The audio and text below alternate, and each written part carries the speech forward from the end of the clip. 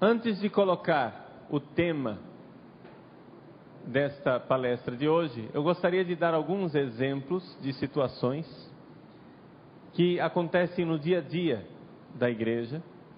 E a partir desses exemplos, então, eu vou explicar o tema que nós iremos tratar hoje.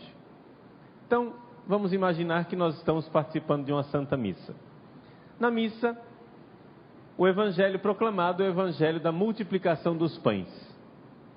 E, então, na homilia, resumidamente, o padre diz o seguinte: que Jesus não multiplicou os pães coisa nenhuma, que aquele Evangelho, na verdade, está ensinando a partilhar o pão. Ou seja, que Jesus está nos ensinando a partilha, e que isso é que é o importante. Que não aconteceu milagre, e que na verdade, essa história de milagre e de que Jesus multiplicou os pães, é simplesmente um acréscimo que foi colocado pela primeira comunidade, a comunidade dos primeiros discípulos, que tinha uma mentalidade mágica. Mas que na verdade, o que aconteceu objetiva e historicamente, é que Jesus, na hora, formou os grupos e ensinou as pessoas a colocar o pão em comum. E que é isto que aconteceu realmente. Não houve milagre da multiplicação dos pães. O que houve foi uma partilha. Infelizmente, esse tipo de interpretação do Evangelho é tão comum que é bem possível, aliás, provável, que a maior parte de vocês já tenham ouvido essa homilia aqui que eu estou resumindo. Muito bem. Meus pêsames para aqueles que ouviram. Para aqueles que não ouviram, aguardem dias melhores. Vou dar um outro exemplo. Um exemplo de qualquer evangelho de milagre. Por exemplo, a cura de um leproso. O padre, ou o agente pastoral, ou a pessoa, diz que ali Jesus não está curando o leproso. Na verdade, os leprosos naquela época eram excluídos da sociedade. Estavam fora da sociedade porque eles deviam permanecer distantes e deviam gritar ao longe: leproso, leproso. Portanto, era uma pessoa excluída, uma pessoa amaldiçoada. Jesus, então, pega esse excluído e inclui na sociedade. Vejam só, Jesus não curou um leproso. Porque todo mundo sabe que essa mentalidade mágica não combina com a sociedade moderna, atual, uma sociedade no século 21, em que nós sabemos como são as coisas e como as coisas funcionam. Essa mentalidade mágica deve ser abolida, deve ser tirada. Jesus não curou o leproso coisa nenhuma. O que Jesus fez foi incluir o leproso na sociedade. Esse é um exemplo número 2. Exemplo número 3. Jesus exorciza um endemoniado. Pois bem, Jesus acaba de exorcizar um endemoniado e é evidente, todo mundo sabe que demônio não existe. Esse aqui quem está dizendo é o padre da homilia, tá? Não sou eu não, pelo amor de Deus. É o exemplo. Todo mundo sabe que demônio não existe. Que o que existe na verdade é o mal, a maldade. E que Jesus ali, naquele relato do Evangelho, Jesus é simplesmente uma pessoa que luta contra o mal. E assim como Jesus luta contra o mal na vida daquela pessoa, nós devemos também lutar. Pronto, e acabou. E resumidamente foi isso que aconteceu. Porque demônio não existe, endemoniado não existe. O que pode estar atrás disso tudo é, por exemplo, o caso de um epilético, né? Que teve um ataque de epilepsia, começou a estribuchar. Jesus então acolhe aquela pessoa naquele momento, e as pessoas pensam que ele, na verdade, exorcizou. Mas todo mundo sabe que demônio não existe. Muito bem.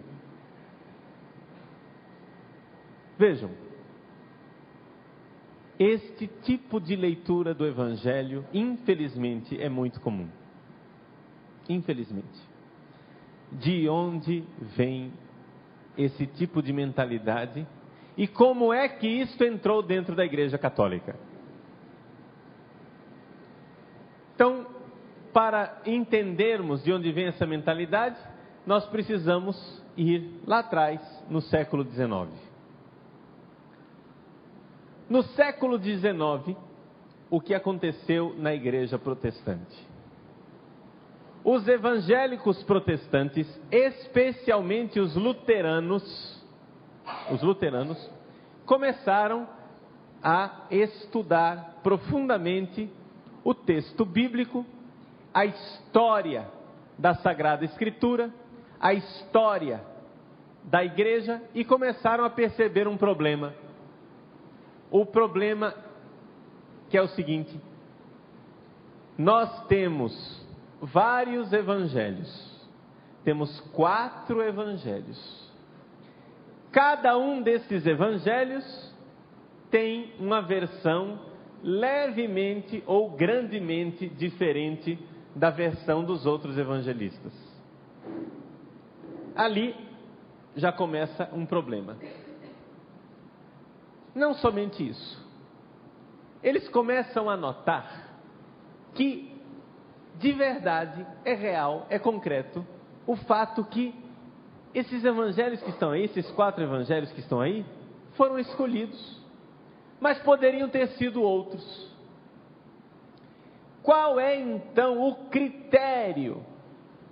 Qual é o critério para se escolher esses evangelhos?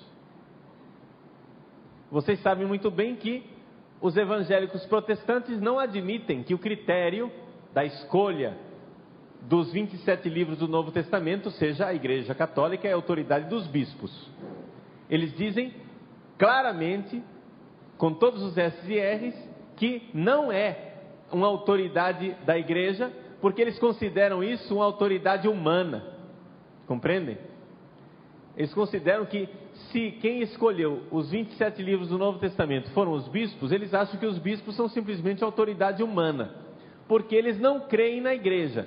E já que não creem na Igreja, eles não podem achar e dar aos bispos o aval para escolher os 27 livros do Novo Testamento. Então, qual foi o critério? Pois bem, uma inspiração divina, milagrosa? Difícil provar isto. Então, qual o critério que eles podem usar? Bingo! Aí vem o grande achado. O critério é o Jesus histórico. O critério é o seguinte: é que esses 4 evangelhos que estão aí no Novo Testamento são os evangelhos mais antigos. São os evangelhos mais antigos e, portanto, mais próximos de Jesus historicamente. E já que eles são os evangelhos mais próximos de Jesus historicamente, são aqueles que nós podemos confiar. Portanto, como é que a gente vai analisar o texto do Evangelho? Nós não vamos analisar os textos do Evangelho a partir da tradição da igreja, que é uma coisa que os evangélicos abominam. Nós não vamos abordar o Evangelho a partir disso. Nós vamos ler os Evangelhos a partir de critérios históricos. Então agora, de repente, na Sagrada Escritura, no estudo da Sagrada Escritura, o que importa agora é a história. E eles irão usar todos os instrumentos que a ciência histórica possa dar para eles, para chegar à conclusão do Jesus histórico. Então, no século XIX, inicia a grande busca, no meio da teologia protestante, a busca do Jesus histórico. Vejam só que a partir desse momento começa um problema que é exatamente o contrário daquilo que os evangélicos sempre lutaram, sempre brigaram. Lutero começou brigando pela Escritura, não foi isso? Só a Escritura, só a Sagrada Escritura que é critério. Mas ele começou a notar que o critério da Sagrada Escritura não era suficiente. Porque o Evangelho dizia uma coisa, outro dizia outra. Os luteranos começaram a notar isso, então eles foram atrás da história. Então eles começaram, vejam só, começaram a pinçar versículos, textos, começaram a escolher textos da Bíblia que eram mais históricos do que outros. Começaram a escolher passagens da Sagrada Escritura para dizer, esta sim, essa não. Esse é o Jesus histórico. Isso daqui não, isso daqui foi invenção das primeiras comunidades. Então vejam só, o critério agora não é mais a Sagrada Escritura. Para nós sermos honestos, nós precisamos admitir também que essa tendência de escolher textos da Bíblia como sendo uns mais importantes do que os outros e descartar outros como sendo contaminados, essa tendência já estava em Lutero. Nós sabemos muito bem que para Lutero o centro do Evangelho era a teologia que estava contida nas grandes cartas de São Paulo, sobretudo a carta aos Romanos. Essa é a grande teologia para Lutero. E, por exemplo, a carta de São Tiago é uma carta que para Lutero é muito secundária, deve ser deixada de lado como uma teologia já meio contaminada de segunda categoria. Por quê? Porque a grande teologia de Paulo é a salvação pela fé. Enquanto Tiago, por exemplo, fala das obras, fala de que nós precisamos ter obras para manifestar a fé, etc e tal. Então Lutero já considerava isso uma contaminação. Então vejam que desde o início da tradição luterana, existe esta mania, este malveso de escolher trechos da Bíblia como sendo os trechos realmente paradigmáticos, mais importantes, essenciais, e outros são deixados de lado porque são já contaminados. É assim que, nessa investigação histórica dos teólogos protestantes do século XIX, eles descobriram, investigando a Sagrada Escritura, que o cânon do Novo Testamento, ou seja, os 27 livros do Novo Testamento, já estão contaminados de um proto-catolicismo. Em alemão, eles chamam isso de Frühkatholizismus, um catolicismo precoce, inicial. Ou seja, para os luteranos, que começaram a investigar no século XIX, principalmente Harnack, um grande exegeta e historiador, teólogo luterano, Harnack disse: o Novo Testamento já está contaminado de catolicismo. Quer ver, por exemplo? Quando nas cartas pastorais, ou seja, as cartas que São Paulo escreveu para Timóteo, Tito, São Paulo fala para Timóteo: conserva o dom que recebeste pela imposição das mãos, conserva o depósito da fé. Isso é uma linguagem muito episcopal, muito de bispo, entende? O apóstolo impõe a mão num bispo e aquele bispo é que vai ser responsável de conservar o depósito da fé. Harnack cheira aquele negócio ali e diz: isso daí é catolicismo.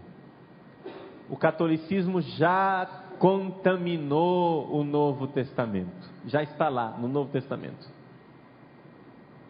Proto-catolicismo, já no Novo Testamento. Então, para estes estudiosos, o que importa, o mais importante, é a gente chegar ao Jesus histórico. O que vale agora já não é mais o Novo Testamento. O O que vale agora é o Jesus histórico. Vamos usar os critérios da pesquisa historiográfica para, através da ciência histórica, sabermos quem realmente foi Jesus e o que realmente Jesus disse. Você está dando para entender como é que eles pensam? Então, não adianta você chegar e dizer para esse tipo de teólogo luterano, por enquanto não cheguei ainda na Igreja Católica, calma lá, tá? Estou falando dos luteranos. São especialistas, é gente muito preparada, gente muito inteligente. Eu não estou duvidando da capacidade desse pessoal. O que eu estou duvidando é da fé deles. Inteligência eles têm, o que eles não têm é fé. Porque, infelizmente, esse também é uma constatação que se deve fazer, é que a maior parte desses teólogos luteranos morreram sem fé. Então vejam, esses ilustres teólogos começaram a fazer suas investigações históricas, e nessas investigações históricas começaram a notar que existe dentro do Novo Testamento uma certa evolução. Existe uma teologia mais antiga, arcaica, mais próxima de Jesus histórico. Então, quem é esse Jesus histórico? A grande teologia arcaica desse Jesus histórico, mais próximo do Jesus verdadeiro, seria, eu estou simplificando bastante, vocês vão entender aqui que o que eu estou apresentando aqui para vocês é uma simplificação, tá? Seria mais ou menos o Evangelho de Marcos. O Evangelho de Marcos, ele é,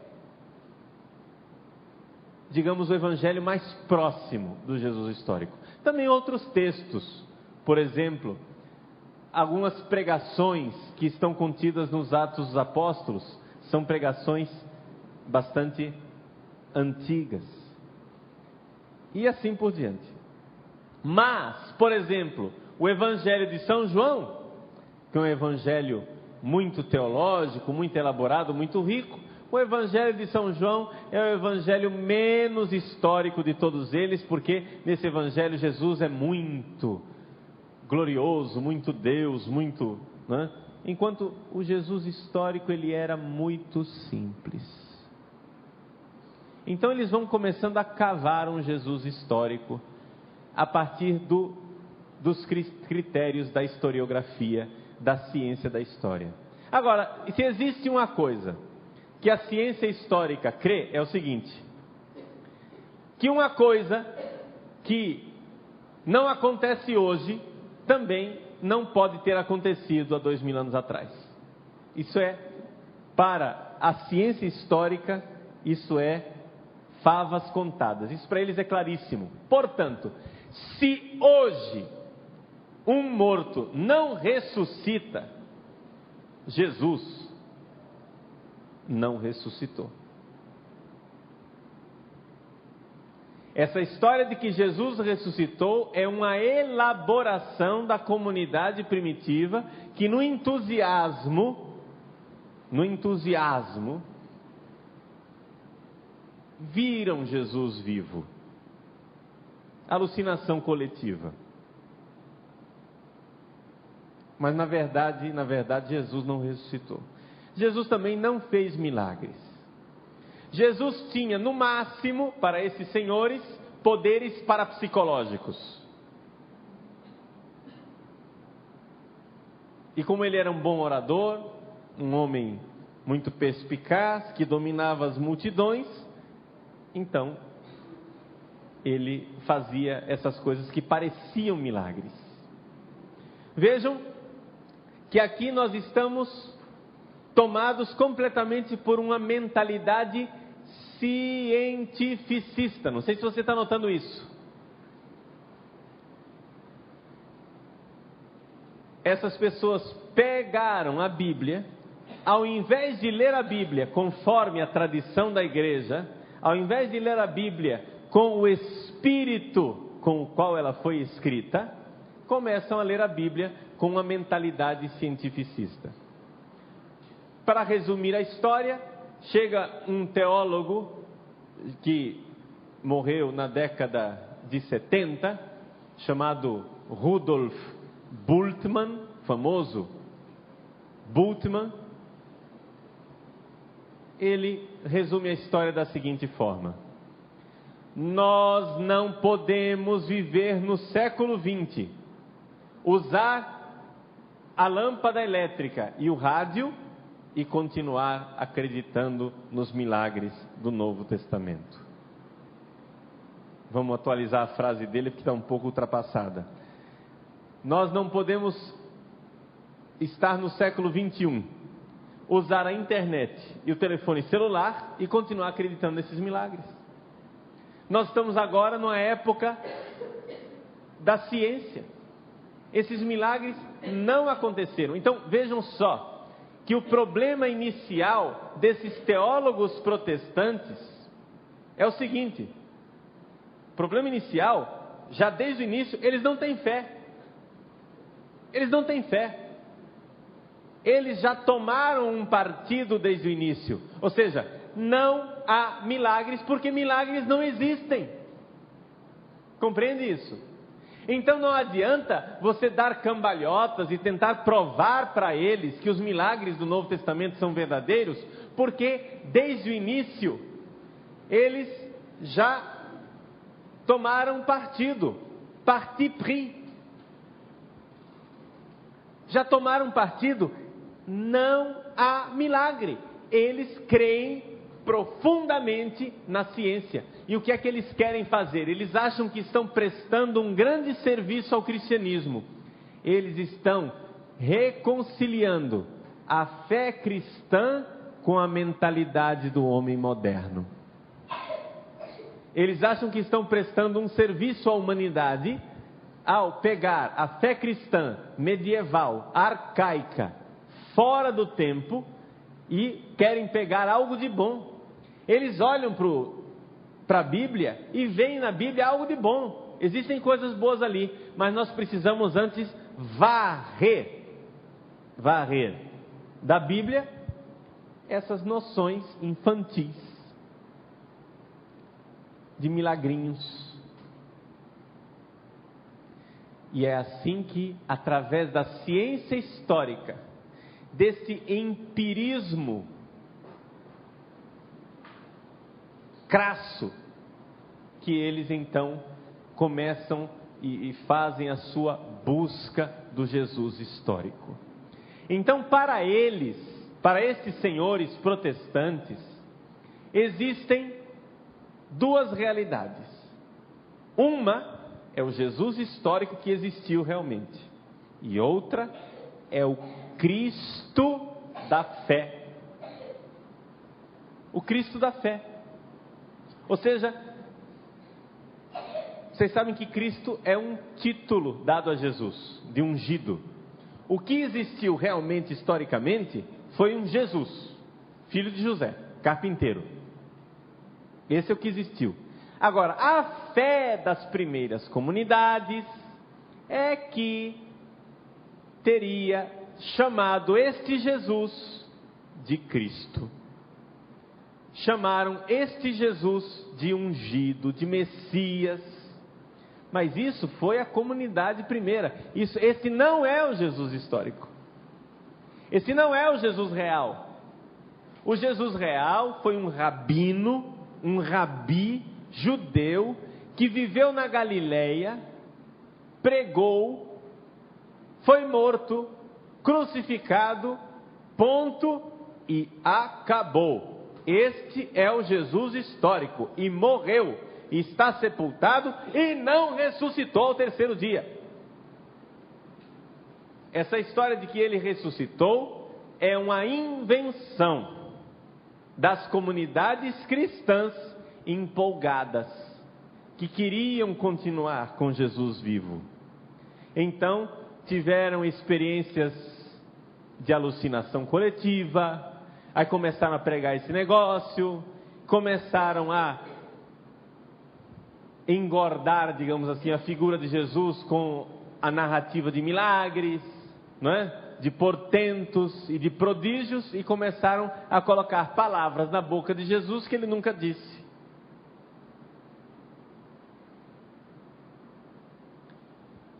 Este é o Jesus histórico. O Cristo da fé é uma invenção. Não sei se eu consegui escandalizar vocês, né? Mas saibam que existem nobres e ilustres teólogos luteranos que pensam assim. Eu pergunto, eu posso dizer que esses senhores ainda têm fé, ou eu posso dizer com tranquilidade que eles apostataram e abandonaram a fé já faz tempo? Eu acho que não estou sendo injusto se eu disser que são apóstatas. Esse é o mínimo que nós podemos dizer. Esse é o mínimo que nós podemos dizer desses senhores. São apóstatas. Eles não creem realmente em Jesus. Problema. A partir da década de 60,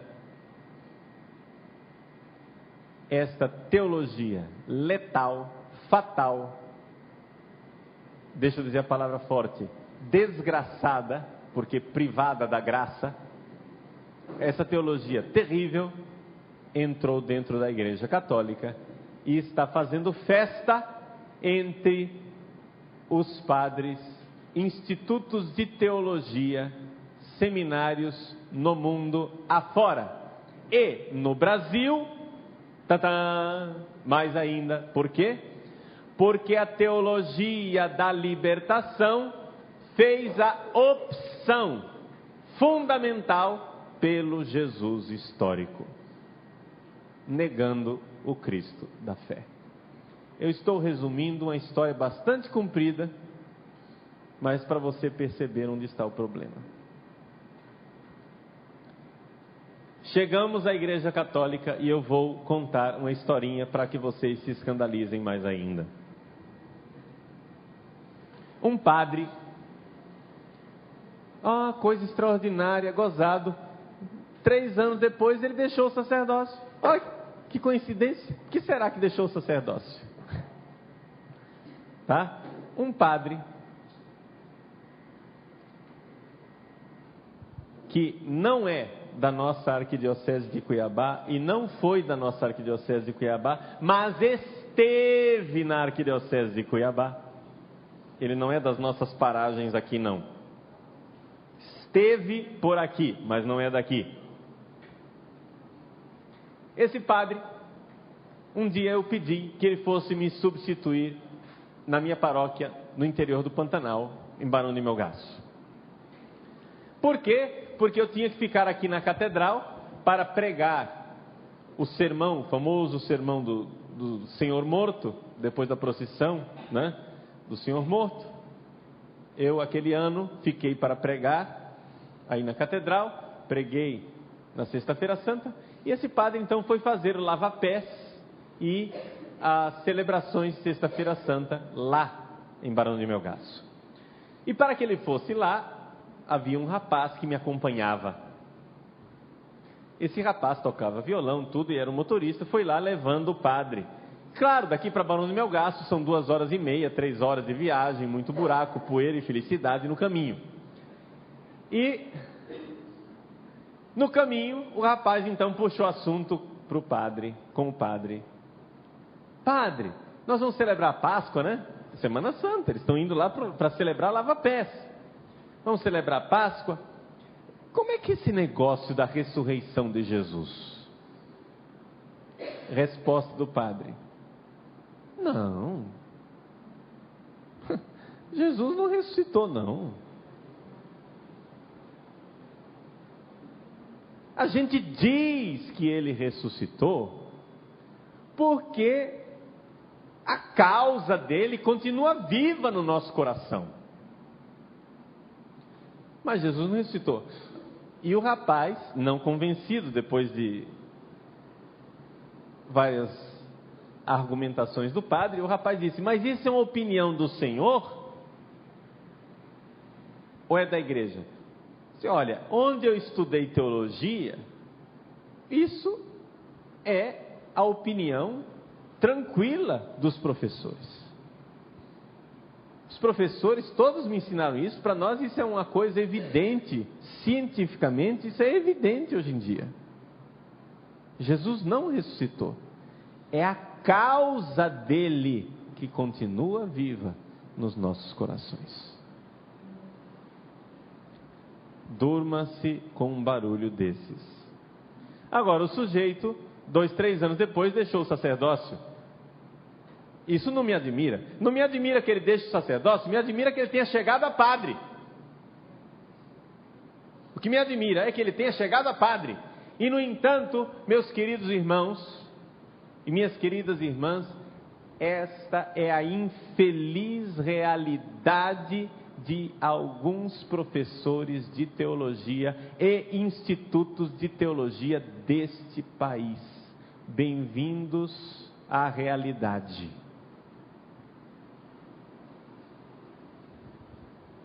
Quem duvida, matricule-se no Instituto de Teologia em qualquer lugar desse país e você encontrará pelo menos 1 ou 2 professores dessa espécime.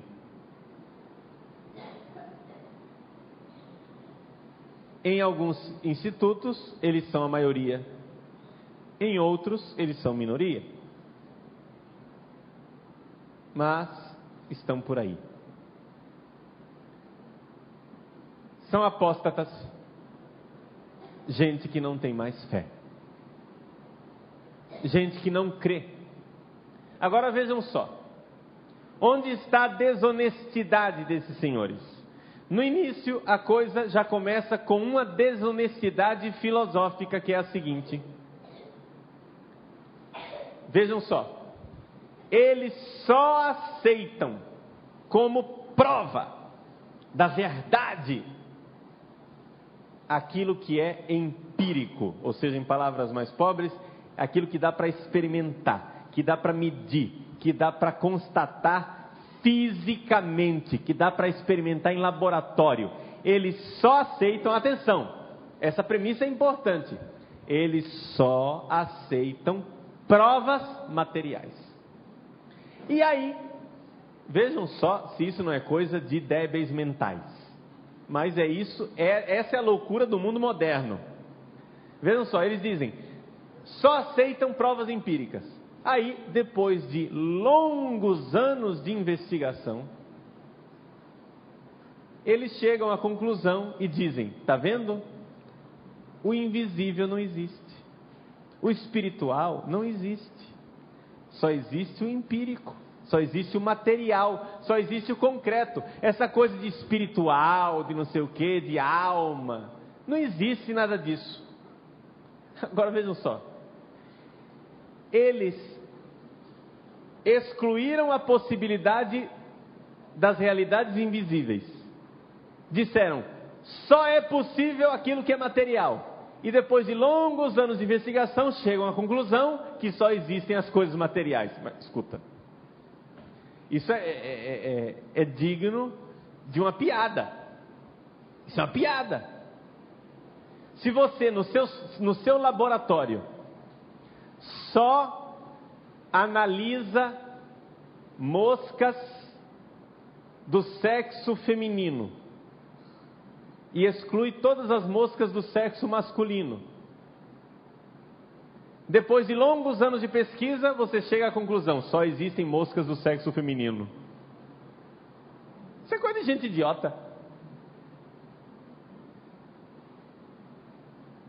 A premissa filosófica está errada. Ou seja, eles são empiristas já desde o início.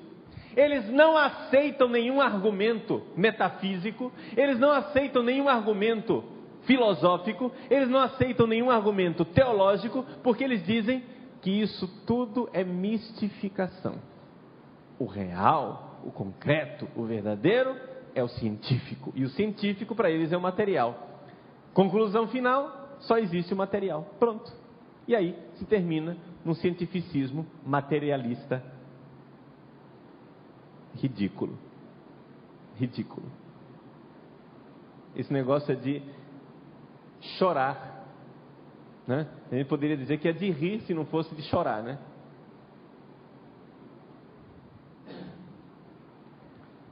Meus caros, Não é possível eu ter uma abordagem da Bíblia dessa forma. É necessário, para ler a Bíblia, em primeiro lugar, é necessário ter fé. E é isso que esses senhores não têm. E para comprovar que esta falta de fé deles os tornou absolutamente cegos, basta você ler os livros que eles produzem. E vocês verão que o tal do Jesus histórico, que é tão histórico, real, concreto, inquestionável, é a imagem e semelhança do investigador. É interessante isso. Por exemplo, Bultmann, ele era existencialista. A filosofia de Bultmann era existencialista. Logo, quando você lê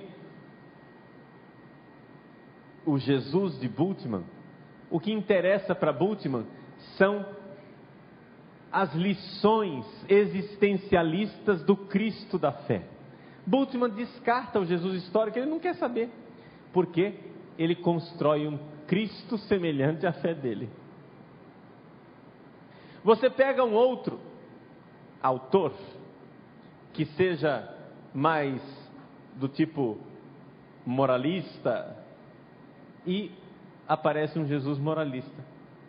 Você pega os nossos autores teólogos da libertação, que são todos de tendência marxista, e você encontra no final das contas um Jesus marxista, um Che Guevara que arrancou a boina, colocou a coroa de espinhos e está aí dizendo: hay que endurecer, pero sin perder la ternura jamás.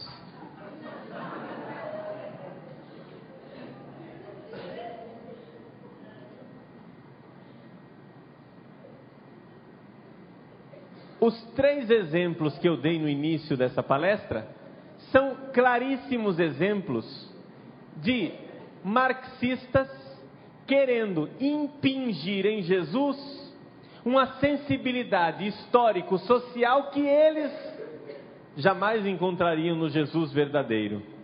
Compreendem isso? Ou seja, para eles, Jesus é o fundador do marxismo. Ou seja, Jesus está aí para fazer a partilha, Jesus está aí para incluir os excluídos, Jesus está aí para lutar contra o mal. Qualquer semelhança com a agenda política deles não é mera coincidência. Por quê? Na verdade, o que eles são não é cristãos, eles são gnósticos. O que é uma gnose? O que é uma gnose? Uma gnose é uma filosofia pagã que tomou posse da linguagem cristã. Assim foi com a gnose. Nós vimos esses dias aí a revelação do famoso Evangelho de Judas, o Evangelho gnóstico. Qual era a filosofia dos gnósticos? Era que a matéria é má, o espírito é bom. Logo, Jesus vai ser assim. E então eles criam um Jesus à imagem e semelhança da agenda filosófica deles. Então, Jesus só se preocupa com o espiritual. Esse é o Evangelho de Judas.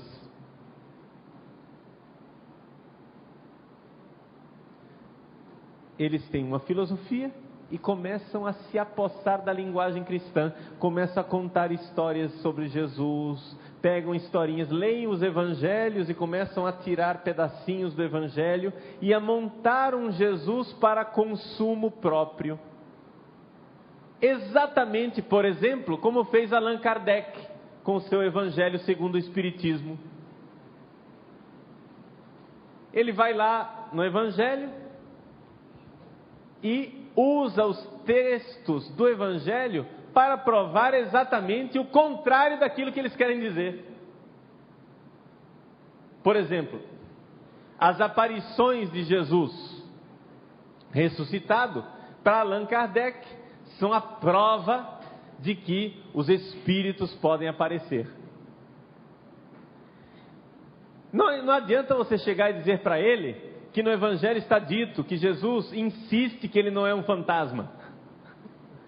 Que Jesus insiste, peguem nas minhas chagas, me deem algo para comer, um fantasma não come, não tem carne, como vocês veem que eu tenho. Não adianta você dizer isso para Allan Kardec, porque ele vai dizer, não, isso daí foi acrescentado pela Igreja Católica nos Evangelhos para servir aos fins da Igreja Católica de desviar as pessoas da verdade da doutrina dos Espíritos.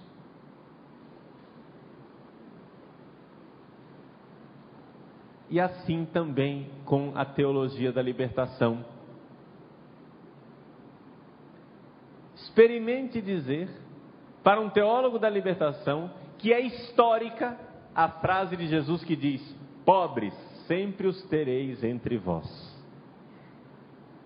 Ele vai voar no seu pescoço e dizer que isso foi um acréscimo da comunidade cristã e que isso não é histórico.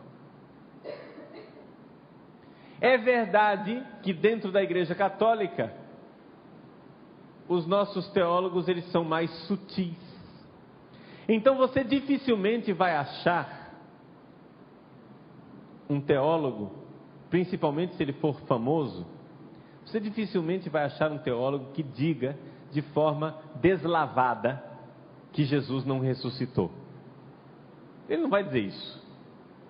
Mas ele vai esvaziar de tal forma a fé no Cristo que vai terminar que não vai ter utilidade nenhuma. Jesus vai ser só um agitador social. Jesus é alguém que deixou uma causa. Olha só como o negócio é pervertido. O que é que eu disse? Que a teologia da libertação é uma gnose, ou seja, é uma filosofia pagã que tomou posse da linguagem cristã. Qual é a filosofia pagã? O marxismo, que tomou posse da linguagem cristã. Então, agora eles fazem um evangelho para marxistas light.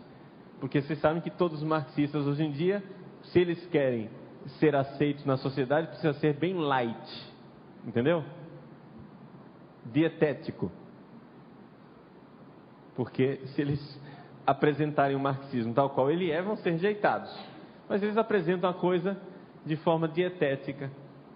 Eles falam que eles são pela paz, mas eles protestam pela paz com punhos cerrados, com um ódio tal que você vê que aquela paz é uma palavra vazia de significado, porque o que eles querem mesmo é luta de classes, é guerra. Nunca vi pacifistas verdadeiros, no sentido verdadeiro da palavra, saírem às ruas com punhos erguidos contra o céu, gritando vingança. Se existe uma atitude contrária à paz, é essa. E no entanto, é isto. É uma mentalidade pagã, guerreira, que tomou posse da mentalidade cristã. Che Guevara, ou seja, Che Guevara, quem era Che Guevara? Um assassino, guerrilheiro, que dizia, mate, mas mate com carinho. Olha que beleza. Hay que endurecer, mate, pero sin perder la ternura. Entendeu? Mate com ternura. É assim. Nós temos que lutar pelos nossos direitos.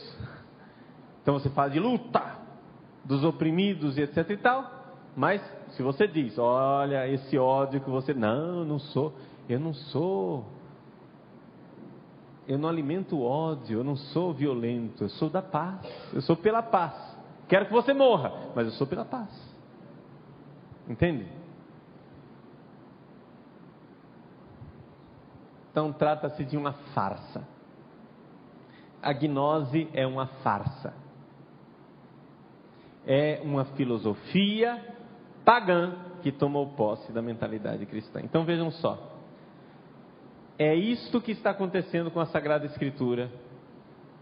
Resumindo bastante tudo aquilo que eu disse, a Sagrada Escritura está sendo assediada, está sendo raptada, está sendo levada por filosofias pagãs. Pessoas que cada um tem a sua filosofia pagã. Um é empirista e lê a Sagrada Escritura como empirista. Milagre não existe. O outro é marxista e lê a Sagrada Escritura como marxista.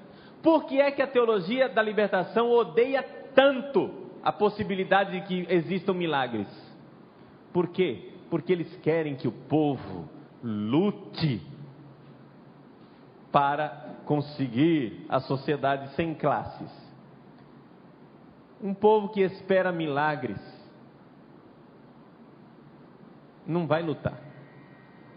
Um povo que crê em milagres não luta, espera o milagre.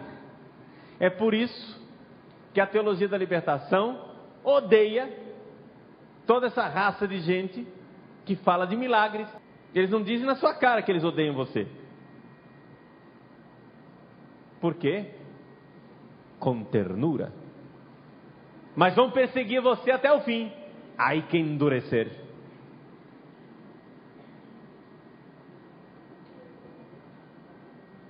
Na sua frente, muita cortesia. Pelas costas, punhaladas. Por fora, bela viola. Por dentro, pão bolorento.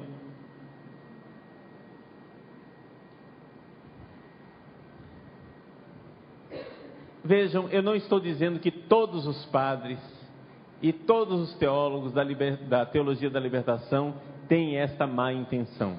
Porque às vezes existem teólogos e existem pregadores bem intencionados que simplesmente não têm culpa de terem tido maus professores. Compreendem isso? Eles não têm culpa de não ter tido gente mais competente, melhor, com mais fé, mais próximo da tradição da igreja para ensiná-los. Eles não têm culpa disso. Mas é necessário nós despertarmos para o fato de que as Sagradas Escrituras foram raptadas. Foram raptadas por filosofias existencialista, empirista, marxista, e agora eles leem a Sagrada Escritura a partir de uma mentalidade que não é eclesial, que não é da igreja, que não é da tradição. Agora, nós já estudamos semana passada que foi justamente a mentalidade da igreja, dos nossos bispos, dos primeiros santos bispos da Igreja Católica. Foram eles quem, acostumados à voz de Jesus, distinguiram naqueles evangelhos o Jesus verdadeiro. Os santos bispos, ouvindo os textos evangélicos, disseram: é o Senhor. Agora, como não dizer, diante de certas descrições de Jesus que a teologia da libertação faz, como não dizer como Maria Madalena na manhã de Páscoa?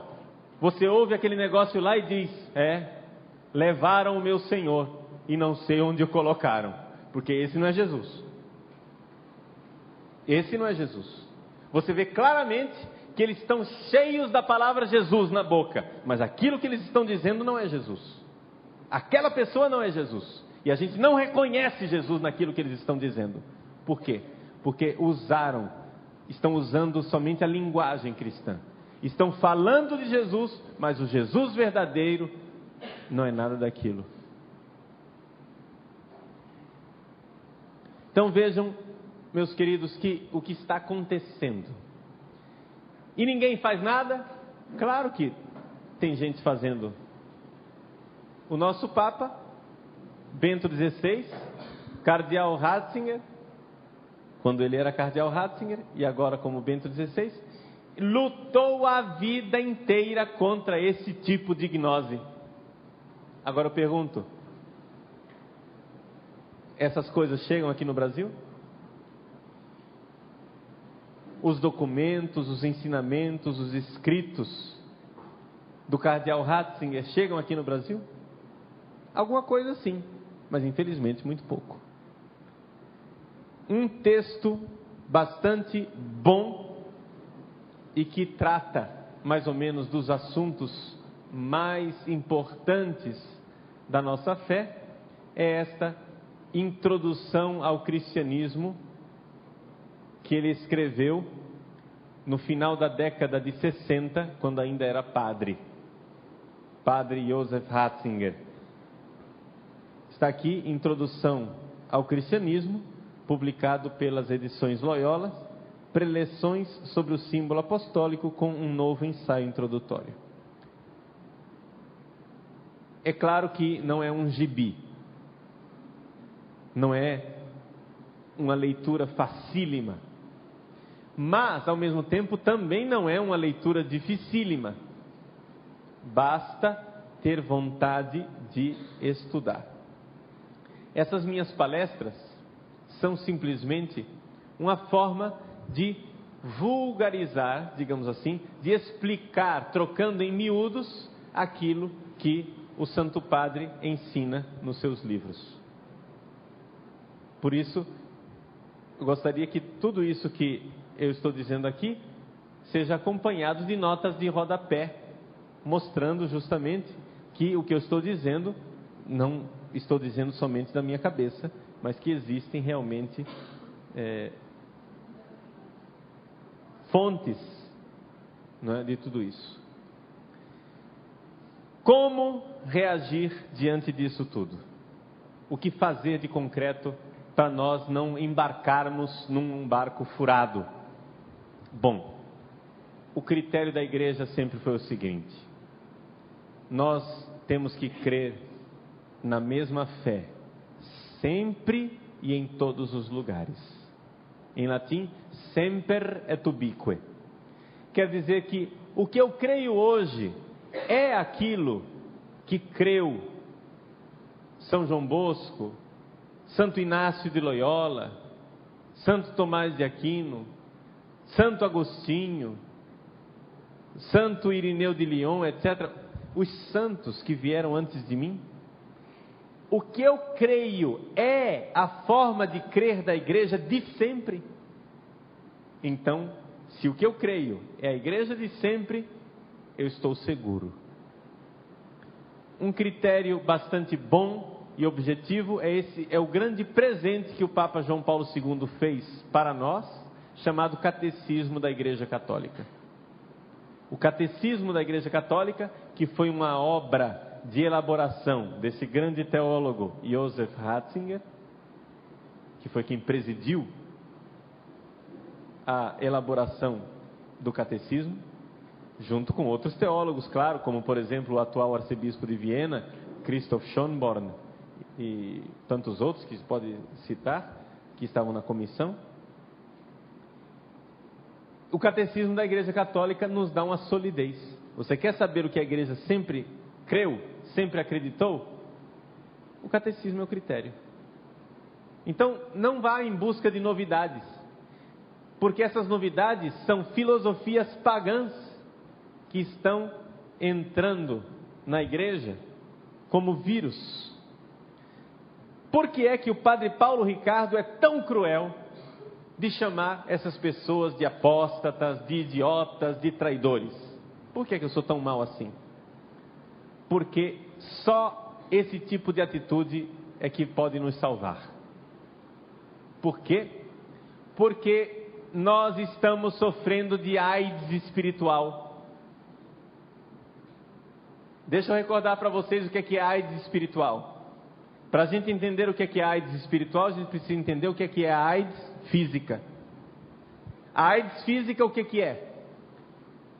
Um corpo normal ele toma um alimento e diz: ah, esse é amigo, ele vai e assimila o alimento.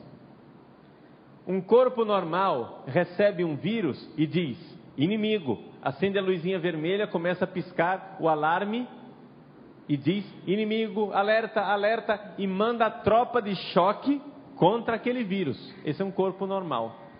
O corpo aidético não sabe fazer essa distinção. O corpo aidético olha para o vírus e diz: amigo, e morre. Morre, cheio de alegria, de fraternidade, de paz, de tolerância. O corpo aidético é o corpo mais tolerante que existe na face da terra. Tolerância total. Ele tolera tudo, ele aceita tudo. Ele não rejeita nada. O corpo aidético não sabe chamar o mal de mal e o bem de bem. Na nossa sociedade está sofrendo de AIDS espiritual. Nós já não sabemos chamar o mal de mal e o bem de bem. É necessário dizer que a heresia é herética, é má e destrói a igreja. É necessário dizer que a apostasia é o abandono radical de nossa fé e nós não queremos andar por aí. É necessário dizer que essas filosofias pagãs não têm lugar dentro da igreja católica. É necessário dizer isto, porque se nós continuarmos acolhendo estes vírus dentro da igreja, nós seremos muito lindos e tolerantes no caixão. E quando o Filho do Homem voltar, irá encontrar fé ainda nessa terra? Dependerá de nós. Obrigado.